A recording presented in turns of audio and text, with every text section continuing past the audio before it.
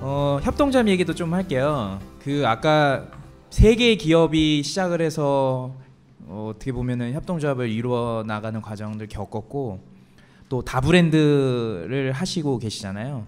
제가 궁금한 거는 일단 세 개의 기업이 모여서 지금 협동조합을 하면서 좀 분란도 많을 것 같고 의견 분분도 많을 것 같고 그리고 근데 그런 것들을 다 헤쳐나가시면서 어찌됐든 리더분들께서 잘 역할 분담이나 이런 것들도 잘 하고 계신 것 같고 또 직원들을 또 동기부여를 잘 시켰기 때문에 또 다브랜드들도 지속적으로 잘 안착시킬 수도 있는 것 같은데요.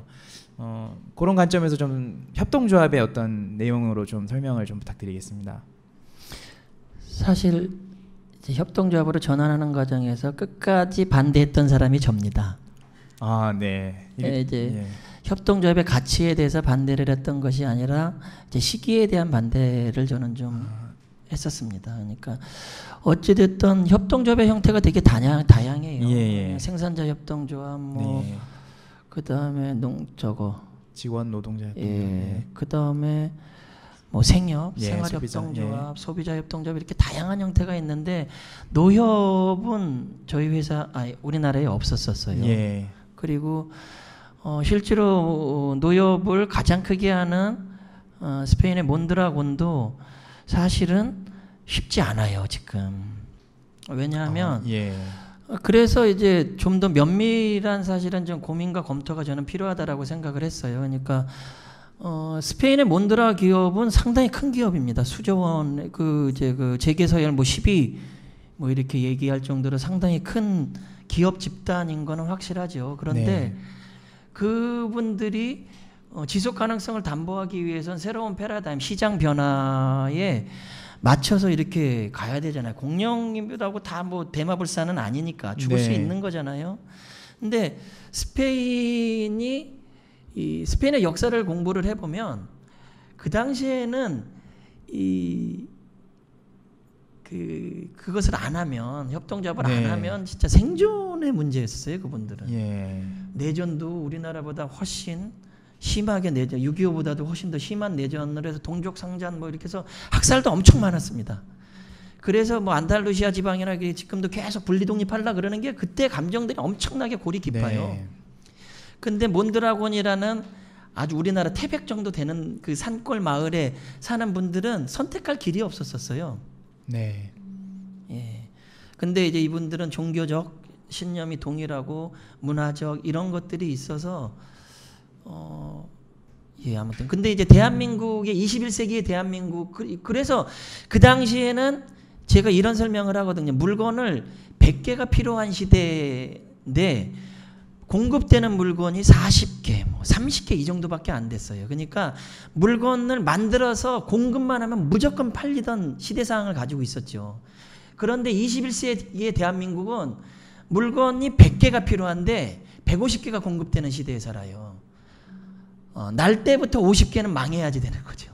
이런 치열한 경제 활동 속에서 우리가 기업 활동을 해야지 되는 거고, 그래서 여기가 이제 공유 FC라 그러잖아요. 그래서 그런 것도 고민을 해봐야지 돼. 공유라는 것이 이게 가치 중심의 사고냐? 저는 그렇지 않다라고 생각해요.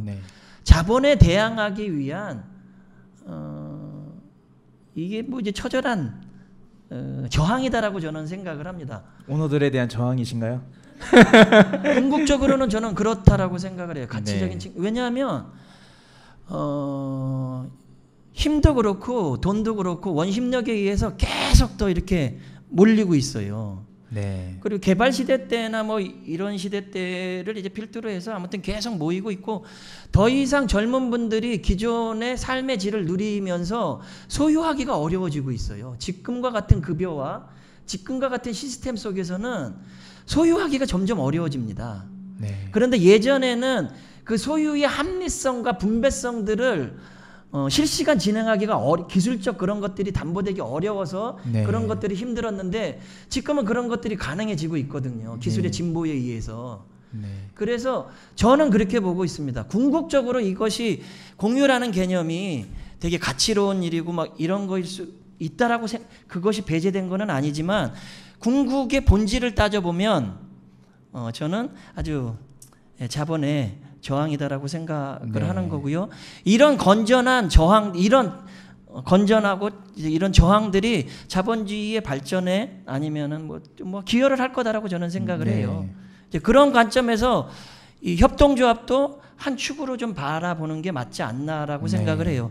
협동조합이 대안이다라고 확신하지 못합니다. 네. 협동조합이 우월하다라고 말하지 않습니다. 저는 그렇게 생각을 해요. 네. 예. 그리고 이런 질문들에 대해서 끊임없이 리더들은 고민하고 토론하고 해야지 된다라고 생각을 합니다. 그래서 아무튼 현재 이 대한민국의 노엽은 진행형이고 이제 걸음마 네. 뛴 거다라고 생각을 해요. 그래서 저희가 협동조합을 하기 때문에 이것이 뭐 우월하거나 월등하거나 뭐 내지는 합리적이다 이런 표현을 저는 안 합니다. 저는 네. 그거는 거짓말이다라고 생각을 해요. 예. 아주 솔직하게 진행형이고 그렇게 말씀하시는 분들이 되게 많아요. 이제 협동조합 진영에 가서 얘기하면 저는 좀 더 솔직했으면 좋겠어요. 네, 진짜로 좀 더 솔직했으면 좋겠고 그렇지만 주목받을 만한 노력인 거는 확실하다. 네. 라고 생각을 합니다. 이러한 저희들의 노력이 어찌됐든 세상을 좀 더 풍요롭게 할 수 있고 일 극단위로 흐를 수 있는 것들의 다양성을 좀 더 확보할 수 있는 아주 적극적 노력이다라는 네. 측면에 있어서는 이렇게 좀 의미가 있지 않나라고 네. 생각을 합니다. 예, 싸우기도 하고 잘하고 있기도 하고 뭐 ING 형이다. 해피 브릿지. 진행형입니다. 예. 뭐 저는 우월하지는 않다. 예.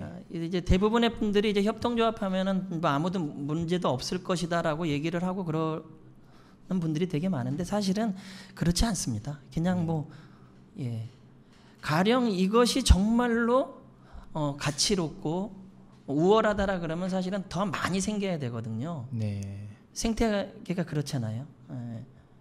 강하니까 그게. 이거는 저는 제 생각과 제 용어는 따로 있는데 그냥 잘 모르실 분들을 위해서 그냥 대신 질문 드리면 협동조합을 하면 왠지 공무원 집단화 될 것 같은데 그런 시각에 대해서 어떻게 생각하세요? 그런 문제가 있습니다. 실제로. 있어요? 실제로 있나요? 예. 저희 회사 같은 경우에는 인위적으로 해고가 없습니다. 그래서 15년 이상 된 직원들도 많아요. 저희 회사가 한 20년 돼 가는데 15년 이상 된 직원도 되게 많고요.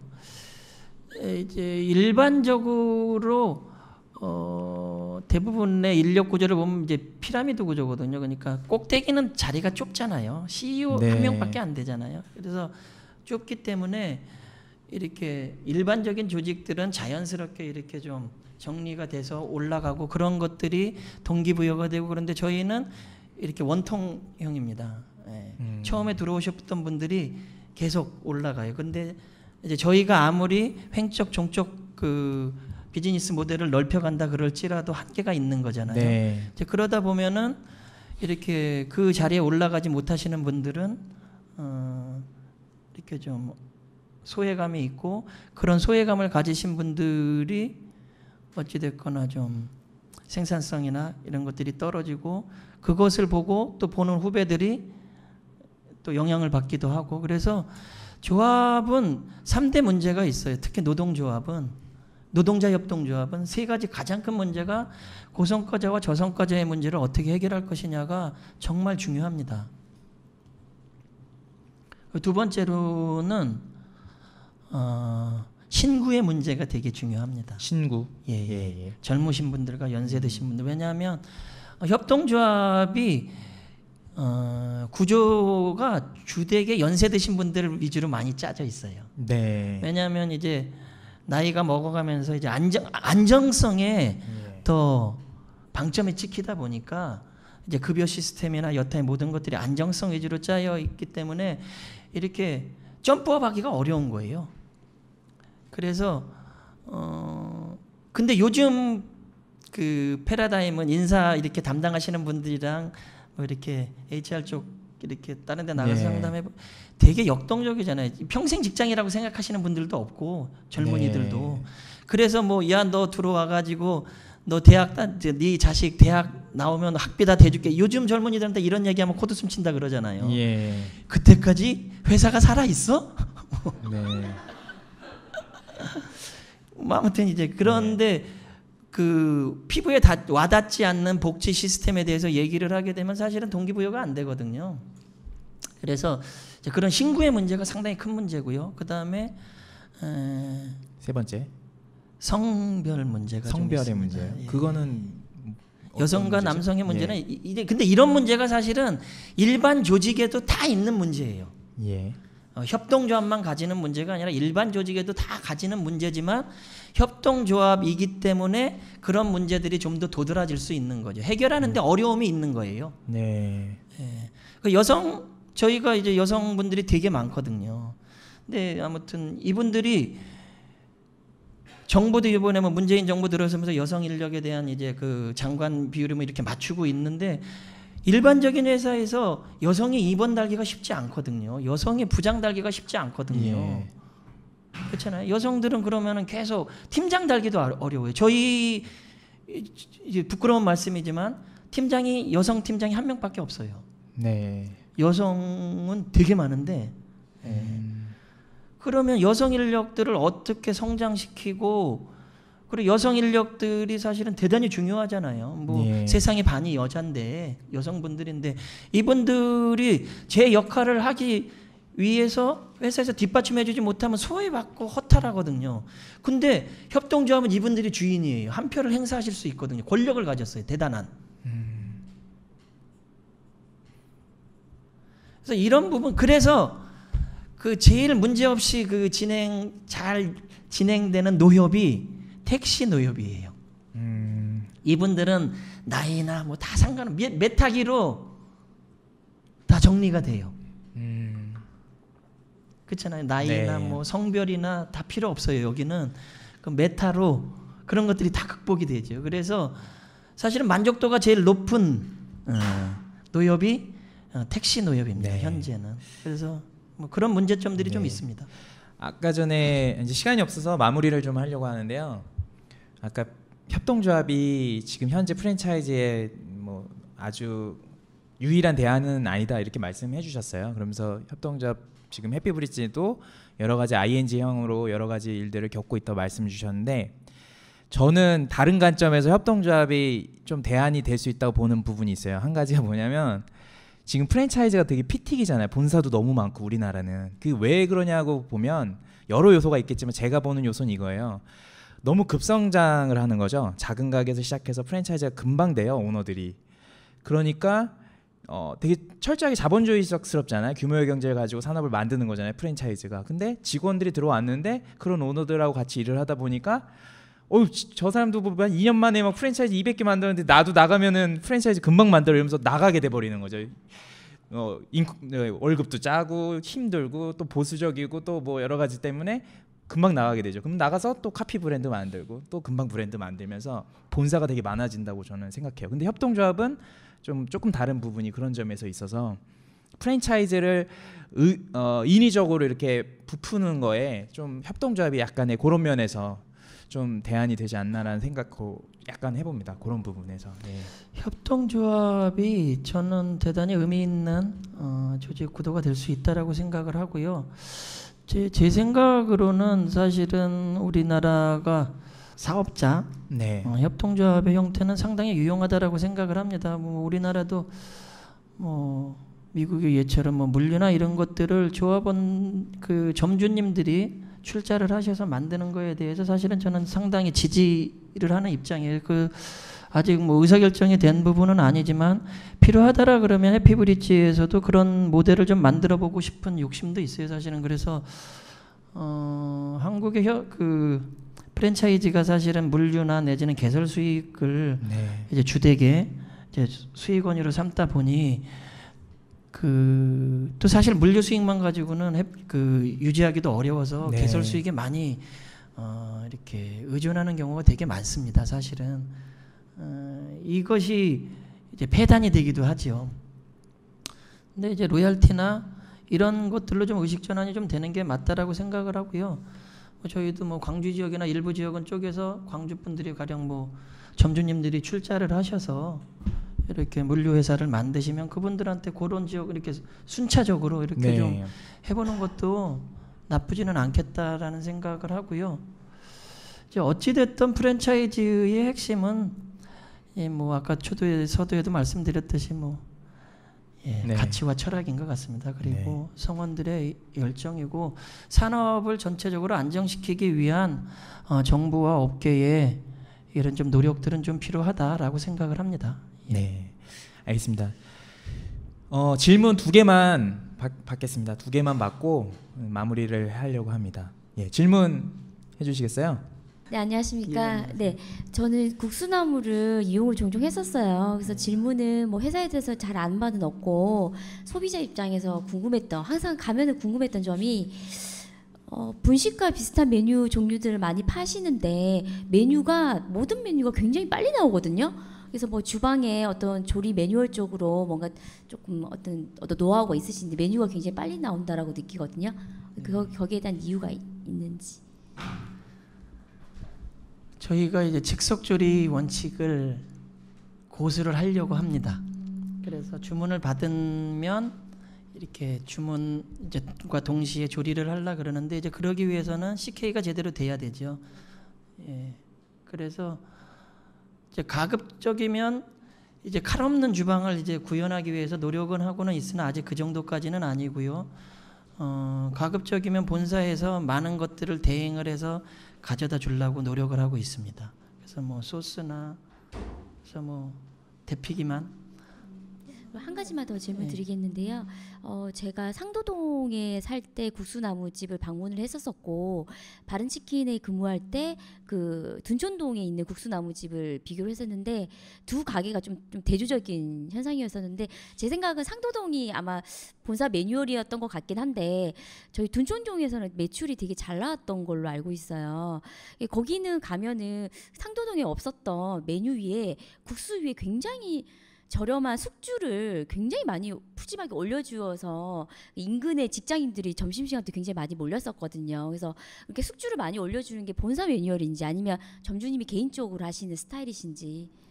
아마 제가 알기로는 상도점이 좀 오래된 매장으로 알고 있고요. 그 둔촌 그쪽이 좀 건데 상도점이 숙주를 안 넣어주시는 게 맞는 것 같습니다. 그렇죠, 안 넣어주는 게 맞죠, 그렇죠. 예, 그래서 둔촌동이 개인지 점주님이 근데 그렇게 해드리니까 솔직히 소비자 입장은 좋은데 또 본사 입장에서는 매뉴얼 준수하는 게 아니시니까. 예. 저희가 매뉴얼 컨트롤률이 100%는 아니다라고 솔직하게 말씀을 드리는 게 맞을 것 같고요. 그래서 그런 것들을 잘 진행하기 위해서 1년에 2차례씩 꼭 점주 교육을 함에도 불구하고 이렇게 약간의 그런 것들은 좀 존재하는 것 같아요. 저희가 그 물건도 강매하지 않거든요. 저희는 이제 강매 안 하고 그래서 가급적이면 시중 유총가보다는 싸게 공급하라는 것을 원칙으로 하고 있어요. 왜냐하면 의미가 없잖아요. 시중가보다 비싸게 공급하는 거는. 그래서 구매부 직원들이랑 이야기할 때 야, 니 뭐 비싸게 팔아서 남기는 건 누구나 할 수 있는 거 아니냐. 그래서 뭐 좀 가급적이면 사입도 그래서 좀 있습니다, 사실. 그리고 그 사입과 관련돼서 뭐 아주 뭐 다른 회사처럼 저희 심하게 이렇게 관리 안 하고 사입률이 높은 품목에 대해서 일단은 구매 직원들한테 더 이렇게 요청을 하죠. 야, 뭐 품질과 단가가 만족스럽지 않으니까 이렇게 사입을 많이 하는 거 아니냐. 그래서 아무튼 그런 식으로 자연스럽게 유도를 하고요. 그래서 재료나 내지는 레시피가 100% 통제되고 있는 거는 아니다. 많은 부분 통제는 하고 있지만 그렇습니다. 예, 질문을 부탁드렸는데 제보를 하셨습니다. 예, 농담입니다. 네, 저는 피자에볼로 슈퍼바이저인데요. 궁금한 게 협동조합이라고 하면 단순히 저희가 느끼기에는 굉장히 수평적일 것 같고 점주님한테 자율성을 많이 줄 것 같은데 그래도 이제 프랜차이즈라고 생각을 한다면 어떤 중요한 부분은 강압적인 부분이라든지 어느 정도는 좀 더 수직적으로 뭐 위생 문제라든지 뭐 일반적인 뭐 프로모션 정책은 수직적으로 내려와야 된다고 하는데 저는 개인적으로 슈퍼바이저 입장에서 좀 그런 부분은 규격화돼야 돼서 이제 좀 점주님한테 뭐 어느 정도에 대해서는 강력하게 제재를 해야 된다는 부분인데 협동조합이라는 느낌을 가지면 그걸 어떻게 좀 효과적으로 진행하고 계신 건지 아니면 이 부분에 있어서 실제로 점주님들한테 자율성을 많이 주고 그 점주님이 그걸 실제로 굉장히 잘 따라서 이게 국수나무가 잘 되는 건지 그게 궁금합니다. 일반적으로 프랜차이즈의 가장 핵심은 레시피 준수잖아요. 이제 레시피라는 매뉴얼 준수. 그게 이제 레시피도 있고 서비스 매뉴얼도 있고 이것을 일관되게 전 매장에 이렇게 공유할 수 있느냐가 중요한데 일단은 재료와 관련돼서는 좀 전에도 말씀드렸듯이 저희는 일정 정도 자율성을 인정을 하는 편입니다. 그러니까 일반적으로 점주님들이 꼭 필요한 재료에 대해서는 알아서 다 구매를 하셔요. 이거 뭐 바꾸면 맛이 확 간다라는 거는 인지들 하시잖아요. 그런데 뭐 가령 시중에서 유통되는 제품들이 저기가 좀 더 싸. 뭐 모드메모를 쓰는데 저기가 좀 더 싸. 그러면 사실은 몰래 이렇게 사입하시잖아요. 근데 그런 부분에 대해서 저희는 냉장고 문을 열어보지는 않습니다. 그래서 아까도 말씀드렸듯이 사입률이 높다라는 것은 저희가 공급률이 낮다라는 것은 저희의 실책이 분명히 있다라고 저는 판단을 하고 있고요. 그래서 구매 직원들에게 좀 더 이렇게 노력을 해줄 것을 당부를 하는 편이고요. 첫 번째. 그리고 제가 잠깐 까먹었어요. 말을 하다 또 뭐가 있었죠? 이제 방금 말씀하신 대로 이제 좀 자율성을 준다고 하면 실제 그 점주님들이 그 제품 퀄리티라든지 이제 제품의 안정성에 대해서 많이 직접 고민을 하셔가지고 그런 성향이 좀 더 그런 분들이 많아서 그게 잘 지켜지는 건지 궁금하거든요. 왜냐면 실제 매장이 제가 한 군데 매장에 갔었지만 오픈 키친이었고 이제 제가 뭐 멀리서 봤지만 제품 품질이나 전반적인 위생 상태가 굉장히 좋다고 느꼈기 때문에 그래서 이 질문을 이제 드리는 그것을 보완하고 있는 게 일단은 저희는 점주들의 불편사항을 실시간 접수를 합니다. 그래서 처음에 포스를 만들 때부터 소통 이렇게 실시간으로 불만사항을 올릴 수 있게 만들어놨어요. 제품이 들어갔는데 안 좋잖아요. 그러면 바로 떠요. 바로 뜹니다. 그냥 그래서 뭐 심할 경우에는 100개가 후두둑 떠요.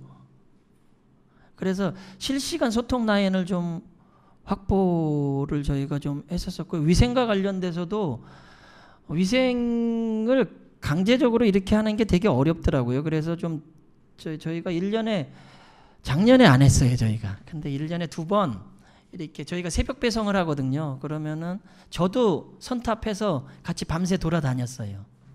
그래서 위생이 나쁜 매장 이제 그래서 수박 한 통씩 들고 가서 놓고 이제 수고하십니다 이렇게 써놓고 이렇게 들어온 매장들은 사진 찍어서 이렇게 저희가 그 현재는 2천만 원씩 그 예산이 책정이 돼 있어요. 그래서 점주님들한테 이렇게 상의를 하죠. 이거 이렇게 이제 들어오면 안 되니 이제 저희가 50% 이렇게 부담하고 점주님이 50% 부담을 해서 주방 청소를 좀 하자. 그런 프로그램이 있어요. 네, 그러면 그게 뭐 한 50몇만 원 합니다. 그 진행을 하는데 그래서 그런 매장들을 계속 줄여나가고 있죠. 그렇게 그 제도를 시행한 게 한 4년 정도 됐으니까 지금 많이 줄어들고 있는데 그럼에도 불구하고 계속 생깁니다. 그래서 근데 초반보다는 많이 줄어들어서 내년에는 예산을 좀 삭감할 예정이에요. 한 1,000만 원 정도로. 처음보다는 많이 줄었어요. 그리고 리뉴얼을 하게 되면 이제 인수인계를 받으실 경우에는 의무 그 청소를 시켜요. 저희는. 그래서 그런 매장에는 예산과 별도로 그냥 무상으로 지원을 해드립니다. 그래서 새로 시작하는 이렇게 인수인계 받는 매장들은 위생과 관련돼서는 이제 그런 식으로 좀 정리를 하고 이 중요한 거는 점주님들한테 저희의 진정성을 알리는 게 제일 중요한 것 같아요. 그러니까 그것이 그러니까 우리가 뭐 아무리 좋은 말 하더라도 점주님들이 저희 진정성을 인정해 주시지 않으면 본사의 어떤 정책도 먹히지 않는 것 같아요. 그래서 지속적으로 욕 먹을 각오하고 지속적으로 취지와 뭐 이런 것들에 대해서 이렇게 같이 설명하고 공감하고 이런 노력들이 중요하지 않나라고 생각을 합니다. 저희가 콩국수를 저희가 판매를 하는데 그 콩장군이라는 브랜드가 있습니다. 이제 콩장군이라는 브랜드가 국수나무 때문에 상당히 많이 성장을 했어요. 저희는 그 콩국을 냉장으로 유통을 못 시켰어요. 왜냐하면 콩국이 금방 상하는데 식품의 안전성을 담보하지 못하니까 냉동으로 공급을 했고, 냉동으로 공급을 하게 되면 갈았어야 되는 불편함이 있으니까 점주님들이 계속 사입을 하세요. 그래서 콩장군이라는 브랜드는 이렇게 냉장으로 갖다 주고 좀 상할 것 같으면 수거도 해가고 그런 브랜드거든요. 그러니까는 근데 이제 그 공장이 이렇게 뭐 위생이나 이런 것들은 그닥 좋지 않아서 안전성은 또 담보되지 않거든요. 근데 그 문제를 저희가 되게 어려움을 많이 겪었어요. 그래서 근데 이번에는 사실은 새로운 공법을 하나 도입을 해서 이렇게 좀 문제를 해결하고 있는데, 아직도 이제 저희 그 뭐 100% 쓰지는 않아요. 근데 콩국 그 납품률이 한 40% 정도밖에 안 됐는데, 올해 새로운 공법을 해서 저희가 냉장 공급을 하거든요. 그래서 지금 한 80% 정도 공급이 되고 있고, 20% 정도는 이제 사입이 되는데, 아마 내년쯤이면 이렇게 뭐 좀 알아주시지 않을까라고 생각을 합니다. 그래서 아무튼 좀 진정성을 가지고 이렇게 소통하는 것이 당장은 좀 느린 것 같지만 그게 훨씬 더 빠르고 효과적인 것 같아요. 국수나무 욕 진짜 많이 먹었어요, 초반에. 점주님들한테. 질문을 하나만 좀 더 받아보려고 합니다. 질문 혹시 제가 있으신가요? 해도요? 예.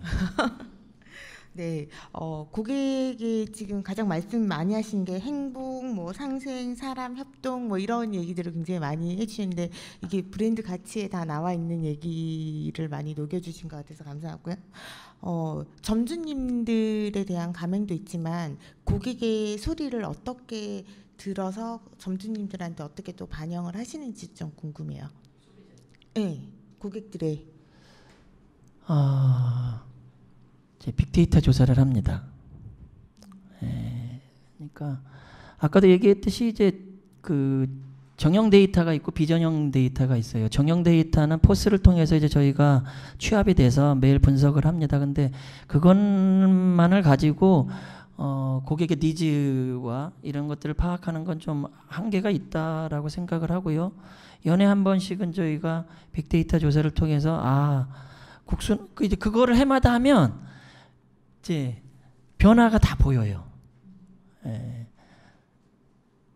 뭐 어떤 애는 이런 키워드가 떴다가 죽고, 어떤 애는 이런 키워드가 뜨고, 이런 것들을 보면서 국수나무가 이렇게 지금 고객들한테 인지되어지고 있구나라는 것들을 캐치하고, 그러면 그것을 통해서 마케팅 부서에서는 그러면은 우리가 어떻게 또 그것과 저희가 빅데이터 조사를 B2C 고객한테만 하는 게 아니라 점주님들한테도 해요. 그래서 그 두 분 이제 프랜차이즈가 어차피 고객이 둘이잖아요. B2B, B2C 고객이 두 분 계시기 때문에 어느 일방만 만족시키면 안 되는 산업이 이게 프랜차이즈이기 때문에 이제 그 두 분들에 대한 것들을 이제 두 그룹에 대한 것들을 계속적으로 조사를 통해서 마케팅 정책을 이렇게 정리하고 있습니다. 네, 긴 시간이 지나서요. 끝으로 대표님께 개인의 계획이든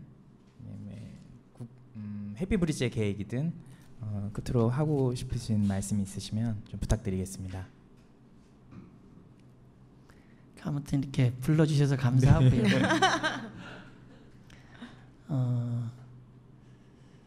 그 열정이 제일 중요한 것 같아요. 첫 번째는 그러니까 비즈니스를 하기 위해서는 이제 고객에 대한 가치와 철학이 중요하지만, 어찌됐든 이 업에 종사를 하시면 제가 이제 나이가 51살인데 저는 요새 열정 있는 사람이 제일 좋더라고요. 이제 스킬이나 뭐 이런 것들보다는 사실은 열정 있으신 분들이, 왜냐하면 열정 있으신 분들이 스스로 일해요. 열정 있으신 분들이 스스로 일하기 때문에 일도 찾아서 하시고요. 많은 것을 보시고 시행착오를 겪더라도 많은 경험을 하세요. 그래서 여러분들이 열정을 가지시고 이 업에서 종사를 하신다라 그러면 대한민국 시장이 이제는 글로벌화돼서 대한민국만 시장에 있는 것이 아니거든요. 그래서 뭐 혹시라도 시간이 좀 더 있었으면 제가 글로벌 전략에 대한 이제 고민이나 이런 것들을 좀 한 5분 10분 얘기를 하고 싶었는데 이제 시간이 안 돼서 안 되는데 좀 되게 시장이 되게 넓고요. 그 한국인이 가지고 있는 역동성이나 열정이나 이런 것들이 국제 시장에서 먹히는 것 같아요. 그리고 이제 이 음식 외식이 이제 음식 그 산업이 아니라 사실은 이게 이제 컨텐츠화 됐거든요. 컨텐츠화 됐다라는 거 이제 그 왜 대한민국에서 요새 오픈하는 몰들 보면 우리 뭐 어떤 옷 브랜드 들어와 있다, 뭐 CGV 들어왔다 이렇게 홍보 안 합니다. 우리 백제갈비 들어왔다, 삼진어묵 들어왔다, 니네 이거 먹으러 놀러 와라.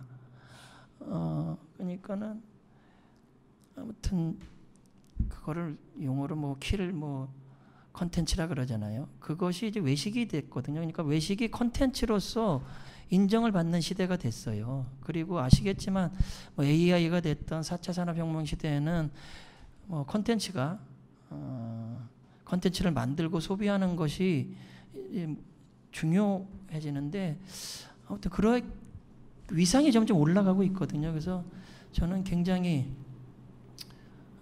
이렇게 좀 유망하다라고 생각을 하고 열정을 가지시고 이렇게 좀 일을 하시다 보면 좋은 결과가 있지 않을까 생각합니다. 네, 감사합니다. 예, 혹시 아까 글로벌 관련해서 5분 10분만 주시면은 다 얘기해 줄 수 있다고 했는데 진짜 5분 10분 맞나요? 5분이요?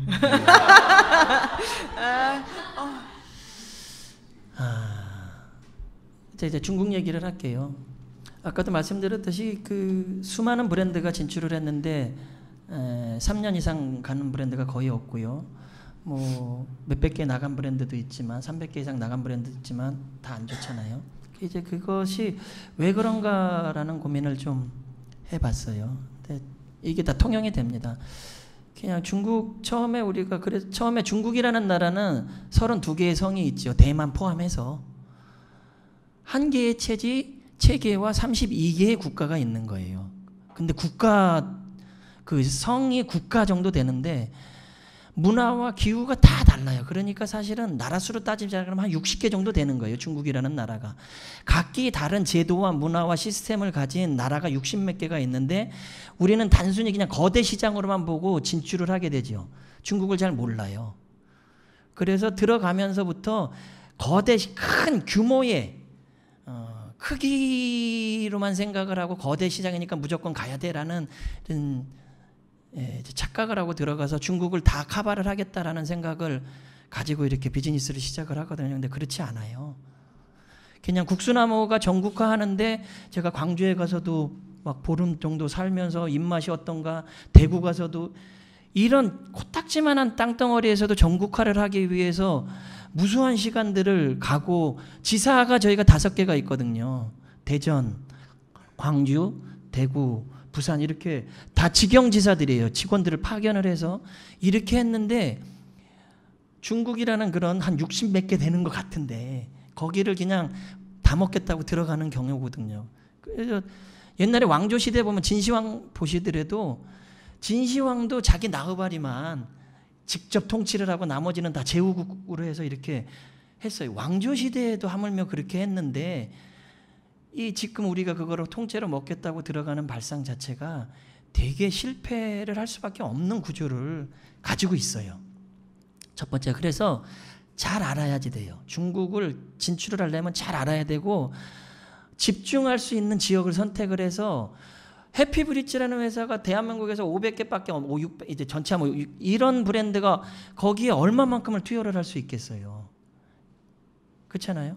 그래서 일단 좀 집중 선택해야 될 이제 개념을 바꿔야지 되고 집중 투자할 수 있는 지역을 선택을 해야지 된다라는 게 첫 번째고요. 두 번째가 그 출점 전략이에요. 우리가 이제 가면 돈이 많이 드니까 대부분 마스터 프랜차이즈와 가맹점 위주로 진행을 하는데 프랜차이즈업이라는 게 사실은 계약 관계를 기본으로 하잖아요. 매뉴얼을 준수해야 되고 이렇게 하려면은 사실은 의식 수준이 좀 올라가 있어야지 돼요. 대한민국도 80년대 초반에 매뉴얼 가르쳐주면 내게 더 맛있어. 야, 이 재료가 더 좋아. 야, 내가 하는 게 더 잘 돼. 이게 안 지켜지거든요. 그러다가 근래 들어서 이제 진행이 되는데 중국은 그게 더 심해요. 그러니 우리가 들어가서 교육을 아무리 시키고 와도 1년 6개월 지나면 다른 상품이 돼 있는 거예요. 그렇잖아요. 마스터 프랜차이즈 뭐 한 몇억 받고 하면 그 사람들이 잘 하나요? 그 사람들도 빨리 회수해야지 되니까 가맹점 위주로 출점을 하거든요. 잘 안 되는 거예요. 그러니 브랜드가 들어가 봤자 실패할 확률이 상당히 높아지는 거죠. 세 번째로는 단기 성과예요. 길게 봐야지 되거든요. 제가 마케팅 직원을 하나 키우려고 그러면 3년 이상을 봐요. 길게는 5년까지 보고 직원을 이렇게 키울 그런 로드맵을 그리고 하는데 비즈니스는 어련하겠습니까? 도쿄 스테이크 진행하는데 3년 걸리고 진행을 해요. 그런데 일반적으로 들어가자마자 당해년도나 그 다음에까지 돈을 벌어오라고 얘기를 하죠. 아무 시스템도 없이. 그렇잖아요. 이게 또 시스템 산업이라 그러잖아요. 국수나무가 진출을 하려고 그러면 면공장도 필요하고 육가공도 필요하고 소스 공장도 필요해요. 적어도 3개는 들어가 줘야지 되거든요. 그래야지 제대로 된 서비스가 진행이 될 수 있고 현지화된 인력도 필요하고 마케팅도 필요하고. 중국은 3가지를 건너뛰었다라고 얘기를 해요. 최소 3개. 첫 번째가 상권이에요. 상권. 로드샵. 그러니까 일반적으로 상권이 형성되기 위해서는 그 집객 요소에 의해서 형성이 되는데 얘네들은 그거 없이 몰을 져버린 거예요.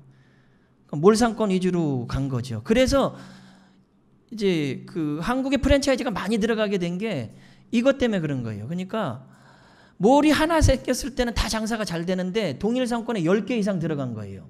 그러니 망하는 몰이 나온 거거든요. 그래서 이것을 부동산 개발업자들이 살려야지 되니까 킬 컨텐츠가 필요한 거예요. 그게 한류였었던 거예요. 한류가 2000년대 중반부터 계속 있었지만 그 별거대를 통해서 이제 됐잖아요. 그래서 한타광장이라고 해서 걔네들이 뭐 층 전체를 한류, 뭐 화장품에서부터 장난감 다 모아놓은 킬 컨텐츠가 필요한 건데 한류가 들어간 거예요. 그래서 부동산 업자가 부동산 개발, 부동산 가치를 높이기 위한 컨텐츠가 필요했는데 그게 한류였었고요.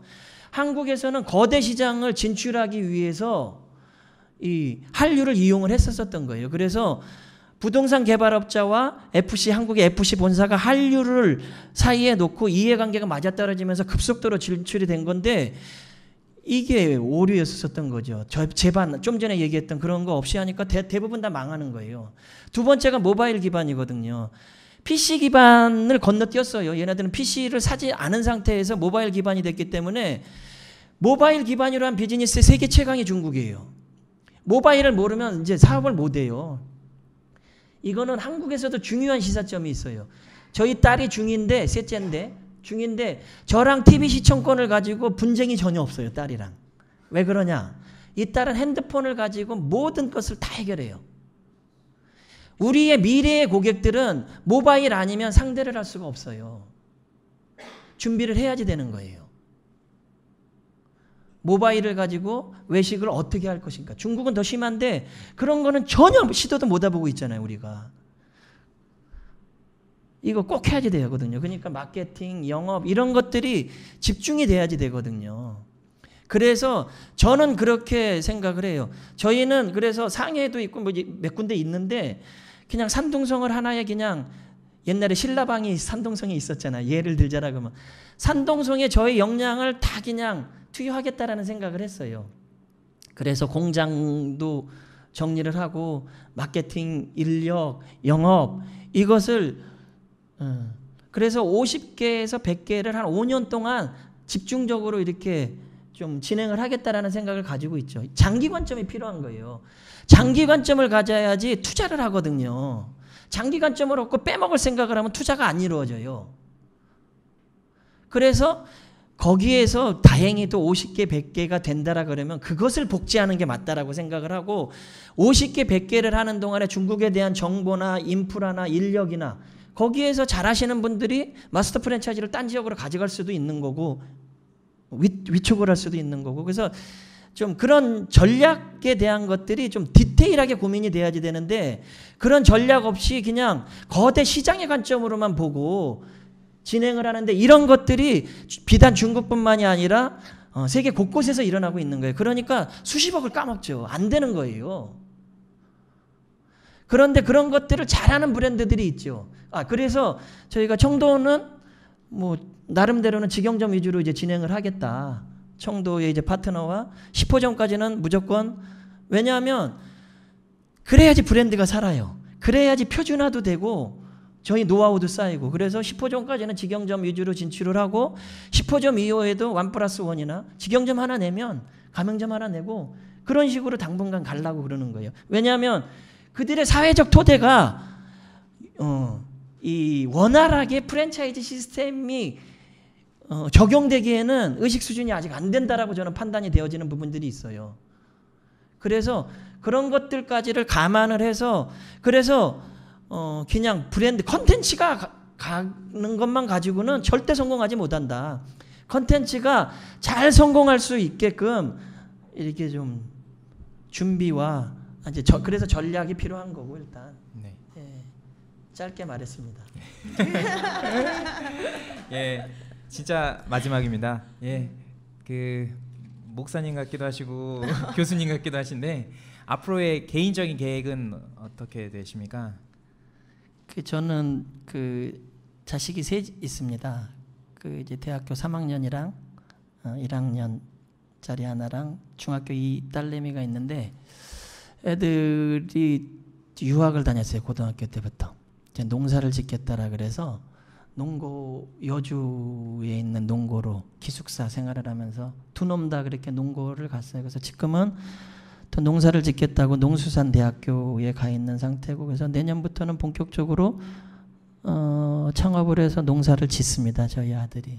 그래서 저는 한 2, 3년, 3, 4년 정도 일을 하고 이제 아들 밑에 가서 일을 하는 게 네, 저의 계획입니다. 네. 오늘 이렇게 아마 2부로 나눠서 나가야 될 것 같아요. 최초 온 것 같고요. 물론 몇 번 안 했지만 그래도 오늘 여러 가지를 긴 시간이지만 잘 저희에게 설명해 주셔서 너무 감사드리고요. 앞으로 해피브리지라는 회사가 아마 프랜차이즈 산업에서 좀 중요한 역할들을 앞으로 더 해나가야 될 것 같고요. 그리고 오늘 저희 이렇게 누추한 곳에 이렇게 오셔서 되게 좋은 말씀 많이 해주셔서 진심으로 감사드리고요. 다음에도 또 뵐 기회가 있었으면 좋겠습니다. 오늘 함께 해주셔서 감사드립니다. 네, 감사합니다. 감사합니다.